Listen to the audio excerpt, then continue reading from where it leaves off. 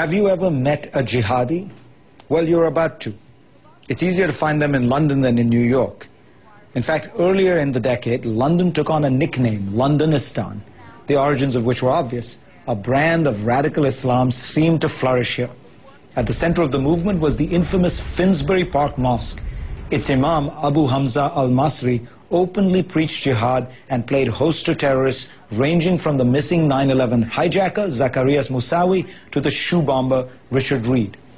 Britain has cracked down on some of the activity. The Finsbury Park Mosque is closed and Abu Hamza al-Masri is imprisoned. Yet jihadis continue to preach openly in mosques and meeting houses here.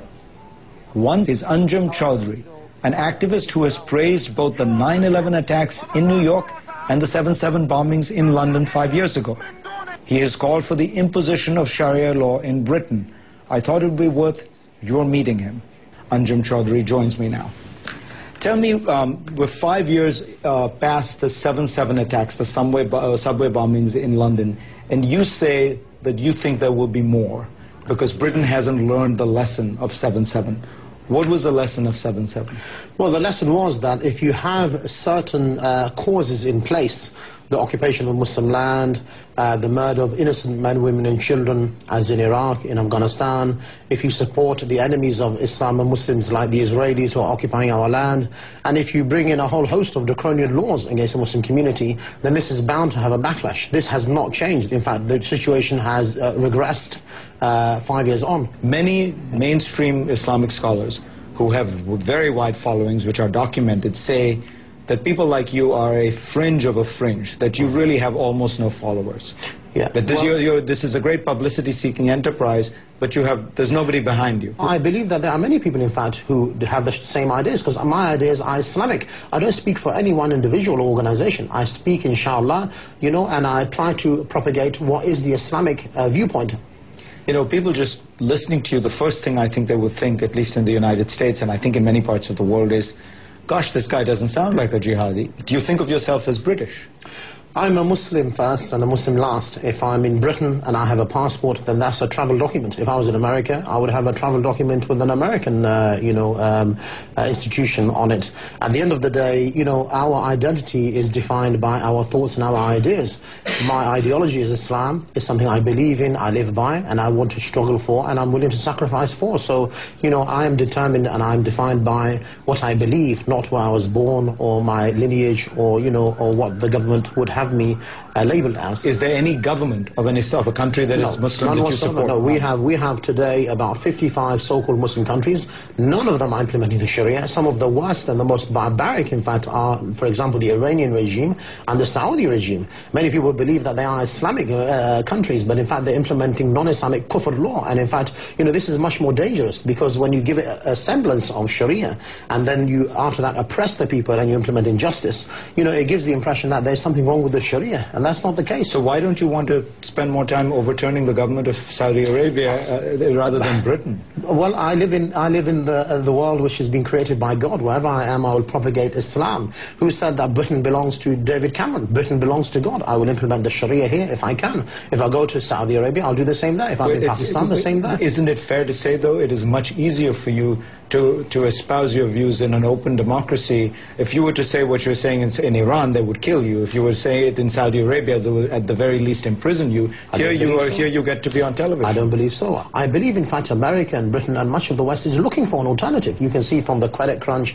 to the MPs and the you think the solution to the credit crunch is Islam, is Sharia law? Yeah. I mean, you can talk to me about anything about the economy in the West. I can give you an Islamic alternative. All right. What I want to first talk to you about, though, is if you look at polling done across the Islamic world, what you find is support for the kind of ideas you're describing has been dramatically falling all over the world. I don't think so. You've been living in America for too long. If you go into the streets of Indonesia or into Malaysia or Pakistan, if you go into the streets of Lahore and say to them what they think about Sheikh Osama bin Laden, when was the last time you were in Indonesia? I was in Indonesia about 3-4 months ago. Right, because I've been to both places and I would disagree. I would say the polling is also consistent with my personal observations. Let me tell you something. If there was an election between any leader of the Muslim countries in the world today and Sheikh Osama bin Laden, he would win hands down. Except that there are elections in half the Muslim world, and the Muslim fundamentalists, let alone the jihadis, do terribly. No, you know in why? Pakistan Because they got one seat. Wait a second. I'm not propagating the idea of elections and democracy and freedom, because these things are anathema to Islam and Muslims. Except when you want to make your point. My point is that these fellows are more popular among the Muslims who are demonstrably they're not popular, because there were elections in Pakistan, there are elections in India, there are elections in Indonesia. If you go to any ordinary practicing Muslim in any part of the Muslim world, they will say, we believe the Sharia needs to be implemented. How do you explain that when there are elections, they don't vote for because these they don't people? stand for those elections, number one, and they don't believe voting is allowed. They do stand for them. In Malaysia and Indonesia, there are Islamic fundamentalists. They're not actually abiding by the Sharia, because if you were a Muslim practicing, you don't believe in democracy, because democracy separates God from life's affairs and politics. We believe the whole of the system, including the politics and the judiciary, must be according to the Sharia. This is like having a debate with a pure Marxist, where no Marxism has ever been implemented, so you can never test it. You talked about the reasons why there was jihad and why you were advocating it, and why Britain had not learned the lessons of 7/7. And you talked about the occupation of Afghanistan, Iraq, etc. So what were the reasons for the planning of the attacks, 9/11, the attacks in Nairobi and Kenya, during that period when Al-Qaeda was planning attacks on the United States? The United States' foreign policy's central objective in the mid-1990s was saving Bosnia's Muslims from ethnic cleansing and annihilation by the Serbians. Wait a second. History did not begin in the 1990s. So I'm asking, before the 1990s, the Americans were supporting the pirate state of Israel, occupying Muslim land. Before the 1990s, they had puppet regimes in our countries who they were feeding with weapons of mass destruction, which were being used against our own civilian population. You don't deny that the United States sent armed force to try and save Bosnia's Muslims. It was not about the Bosnian Muslims. They were in Europe to secure their own military, economic, strategic, and ideological interests. What does that mean? It sounds like a lot of big words. Well, I'll tell you, they went and tried to save the Bosnian Muslims from being massacred. What they did they gain from it? What they did when they came into Bosnia, what the NATO alliance did is they took the weapons from the Bosnian Muslims and they allowed the Serbs to slaughter them. That's why you have mass graves in places like Srebrenica and other places. This is the reality. That was not American policy. The American policy was to come in and correct it was that. Not. They will lie as much as they can about their foreign policy, but the American policy there was to establish their own interests. They were worried. Difficulty arguing around this. All right, Kuwait, saving the people, the people in Kuwait from an Iraqi invasion. That is saving one Muslim country from another's aggression.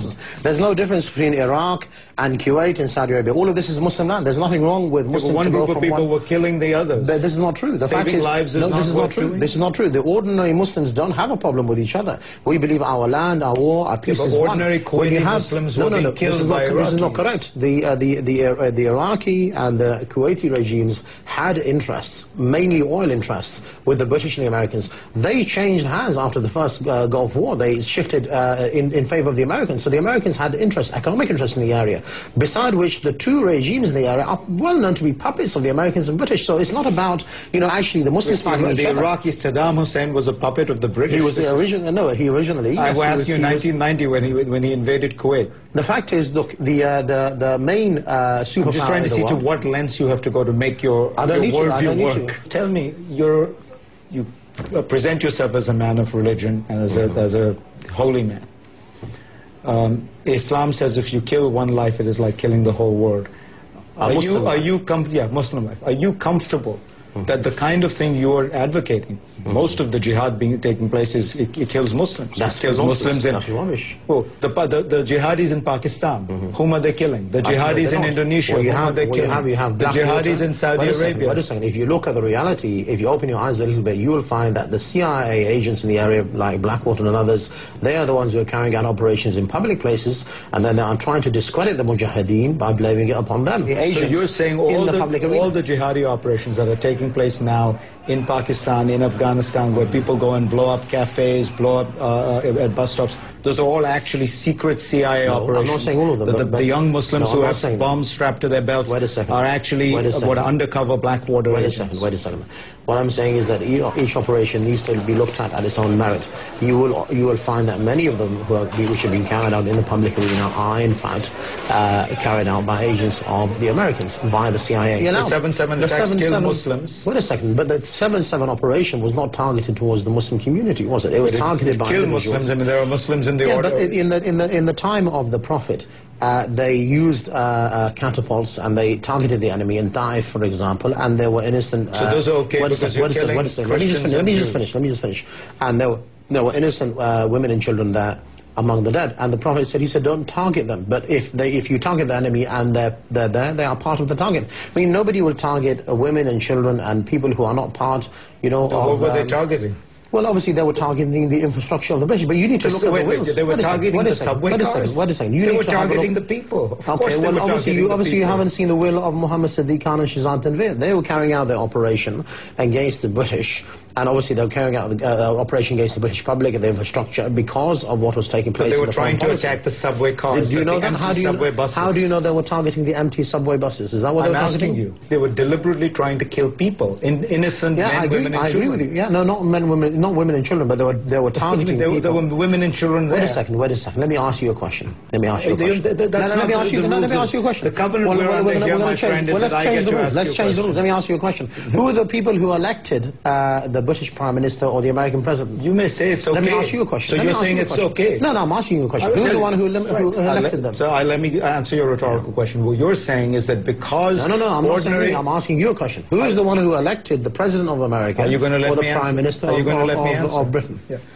What you're saying is, because ordinary Americans and ordinary Brits elected their government, they are fair target to be killed randomly. What about their support for the Jewish state of Israel? Were they not doing that? Is that American military force bombing anyone? Who was giving them billions of dollars over the last 50 years? So let me ask you something very simple. Who was behind Sabra and Shatila? Let me ask you something very simple. Let me ask you that though. Sabra and Shatila. You know what? Who was behind Sabra and Shatila? We're either going to end this program or you're going to answer my question. Who were they funded by? No, but we're having a conversation. No, we're not. We're having a conversation. We're having an interview where I'm interviewing you.